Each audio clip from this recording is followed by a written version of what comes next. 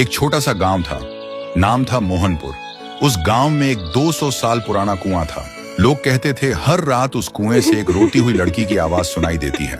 लेकिन एक बात सब लोगों को हैरान कर देती है, मोहनपुर गांव का जो भी लड़का उस कुएं के पास पानी पीने जाता है, वह 2 दिन के अंदर मर जाता है और मरा हुआ शरीर गायब हो जाता है। और एक दिन इसी गांव में एक शहर से अर्जुन नाम का लड़का आता है।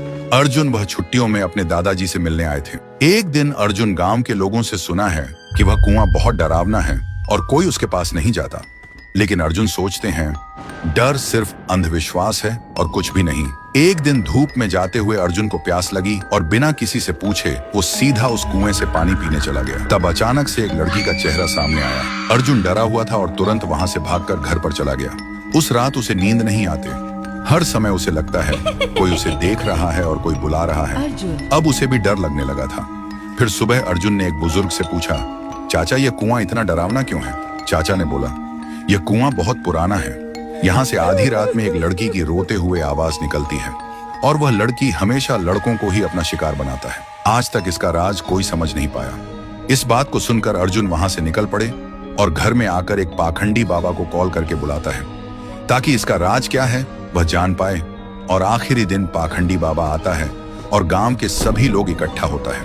पाखंडी बाबा उस कुएं को देखकर कांपते हुए कहता है कि यह तो बहुत ही भयानक है। कुएं के अंदर जो भी है उसको पकड़ना मेरे बस के बाहर है।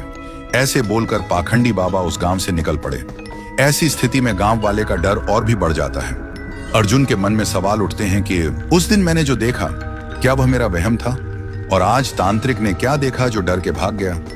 आखिरी दिन अर्जुन आधी रात में कुएं के पास एक पेड़ के पीछे छुप जाता है। अर्जुन देखा है कि कुएं के अंदर से एक अजीब सा रोने वाला लड़की का आवाज सुनाई देता है और तभी कुएं के अंदर से एक लड़की बाहर निकलती है। थोड़ी देर बाद एक लड़का गाड़ी लेकर गांव से गुजरता है। वह लड़की उसके सामने आ जाती है और लड़की उस लड़के को मार देता है और लड़के का शरीर गायब हो जाता है। अर्जुन यह सब देखकर हैरान रह जाता है। उसके दिमाग में एक ही सवाल घूमता है कि यह लड़की कौन है जो लड़के को ही अपना शिकार बनाते हैं, लड़कियों को क्यों नहीं? तो दोस्तों, अगर आपको जानना है कि उसे कुएं में वह लड़की कौन था और वह सिर्फ लड़कों को ही क्यों अपना शिकार बनाती है, तो कमेंट करो, पार्ट 2 चाहिए।